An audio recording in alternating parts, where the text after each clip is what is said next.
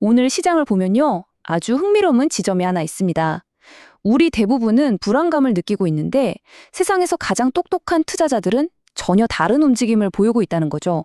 그 엄청난 간극에 대해서 한번 이야기해 보려고 합니다. 자, 그래서 오늘 우리가 던져볼 질문은 바로 이겁니다. 시장 전체를 뒤덮은 이 대중적인 공포와 그야말로 전설이라 불리는 투자자들의 실제 행동은 어떻게, 그리고 또 왜 다른 걸까요? 여기 보시면 그 차이가 정말 극명하게 드러나죠. 한쪽에서는 모두가 두려움에 떨고 있는데 다른 한쪽에서는 거물들이 조용히, 아주 조용히 수십억 달러를 시장에 쏟아붓고 있습니다. 그런데 말이죠. 바로 이 지점에서 진짜 흥미로운 이야기가 시작됩니다. 워런 버핏, 레이 달리오, 스탠리 드러켄밀러. 이 이름들은 대중의 심리와는 완전히 반대 방향을 가리키는 신호를 보내고 있거든요. 자, 그럼 이 거물들이 공통적으로 보고 있는 첫 번째 분야가 뭐냐? 바로 AI 인프라입니다. 이건 그냥 AI 유행에 편승하는 게 아니에요. AI를 실제로 돌아가게 만드는 근본적인 도구, 이른바 곡괭이와 삽에 투자하는 전략인 거죠. 이 분야에서 우리가 가장 먼저 살펴볼 인물 바로 데이비드 테퍼입니다. 그는 화려한 AI 앱이 아니라 그 앱들을 돌리려면 반드시 필요한 핵심 부품, 그러니까 AI 컴퓨팅의 병목 현상을 해결할 그 지점에 돈을 걸고 있습니다. 보세요. 그는 마이크론 지분을 무려 200%나 늘렸습니다. 현재 그의 지분 가치는 4억 2,800만 달러에 달하죠. 이건 AI 컴퓨팅의 심장이라고 할 수 있는 고대역폭 메모리 칩에 대한 엄청난 확신을 보여주는 겁니다. 두 번째 인물은 레이 달리오인데요. 이 사람의 행보는 언뜻 보면 좀 앞뒤가 안 맞는 것 같아서 더 재밌어요. 이 숫자 좀 보세요. 정말 놀랍지 않나요? 달리오는 공개적으로 AI 버블 초기일 수 있다고 경고까지 했는데 정작 본인은 마이크론 지분을 무려 52,035%나 늘리고 엔비디아 지분도 54%나 확대했습니다. 이 경고와 행동 사이의 괴리, 대체 뭘 의미하는 걸까요? 바로 이 하워드 막스의 비유가 그 수수께끼를 푸는 열쇠입니다. 19세기 골드러시 때 진짜 돈을 번 사람은 금을 캐던 광부가 아니라 그들에게 청바지랑 곡괭이를 팔던 사람이었잖아요. 마찬가지로 어떤 철도 회사가 대박을 칠진 못나도 철도를 깔려면 철강이랑 장비는 무조건 필요했던 거죠. 그러니까 핵심 논리는 아주 간단합니다. AI를 위한 이 물리적인 인프라 구축은 이제 멈출 수 없는 거대한 흐름이고 이 투자자들은 바로 그 흐름에 장비를 대주는 기업들을 사고 싶어 하는 거예요. 어떤 AI 앱이 최종 승자가 되든 이 공급업체들은 계속해서 돈을 벌 테니까요. 자, 거물들의 두 번째 선택지로 넘어가 보죠. 바로 금융 섹터입니다. 그런데 여긴 단순한 경제 분석이 아니에요. 아주 흥미로운 정치와 규제 환경에 대한 베팅이 숨어 있습니다. 바로 이 사람. 거시경제의 살아있는 전설, 스탠리 드러켄밀러가 그 주인공입니다.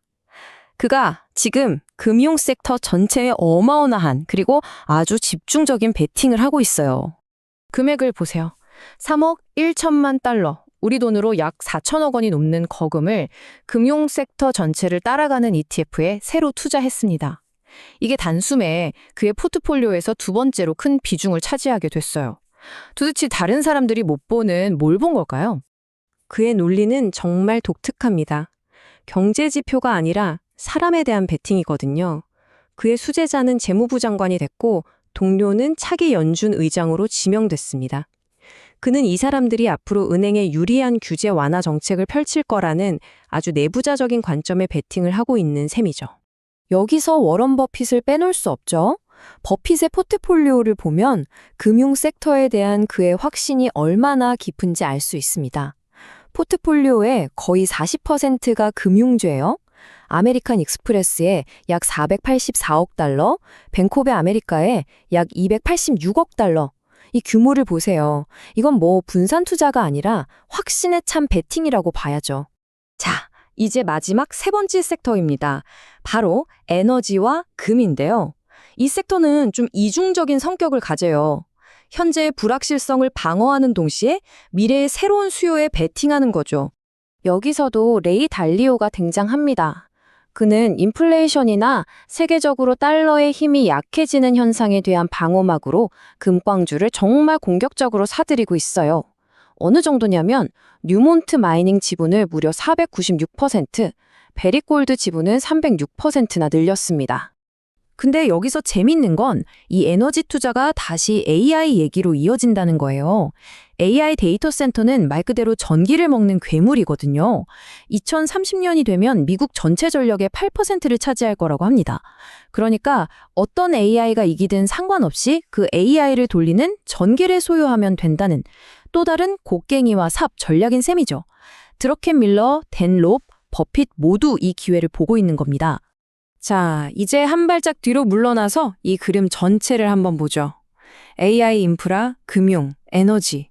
겉보기엔 다 다른 분야 같지만 이 뒤에는 하나의 아주 강력한 신호가 숨어 있습니다. 서로 투자 스타일도 다른 이 거물들이 모두 같은 곳을 바라보고 있다는 사실. 이게 정말 중요합니다. 역사를 보면요, 항상 그랬습니다. 위대한 투자자들은 모두가 공포에 벌벌 떨 때 가장 대담한 수를 뒀죠. 1939년 전쟁의 공포 속에서 유럽 주식을 사들인 존 템플턴. 2008년 금융 시스템이 무너지기 직전에 미국을 사라고 외쳤던 워런 버핏. 2009년 바닥을 치던 은행주를 쓸어 담았던 데이비드 테퍼까지. 역사는 분명히 보여줍니다. 만연한 공포에 맞서는 것이야말로 최고의 기회였다는 것을요. 자, 이 슬라이드가 오늘 이야기의 핵심 요약본입니다. 한눈에 딱 들어오죠? 테퍼는 AI의 곡괭이에, 드러켄 밀러는 정치적 변화에, 달리오는 위기 대비와 AI 인프라 둘 다에, 그리고 버핏은 변치 않는 금융과 에너지의 가치에 베팅하고 있습니다. 길은 다 다르지만 결국 같은 방향을 가리키고 있는 거죠. 오늘 분석에서 여러분이 꼭 기억하셨으면 하는 건 어떤 특정 섹터 그 자체가 아니라는 겁니다. 진짜 핵심은 바로 이 컨버전스, 즉 의견의 일치예요. 평소에는 모든 것에 대해 생각이 다른 이 투자자들이 바로 지금 이 시점에 동시에 같은 결론에 도달했다는 것. 어쩌면 이게 바로 시장이 우리에게 주는 가장 강력한 신호일 수 있습니다. 역사적으로 가장 위대한 기회들은 언제나 극심한 공포의 순간에 그 모습을 드러냈습니다. 어쩌면 우리가 지금 바로 그런 순간을 지나고 있는 건 아닐까요? 여러분은 이 신호를 어떻게 해석하시겠습니까?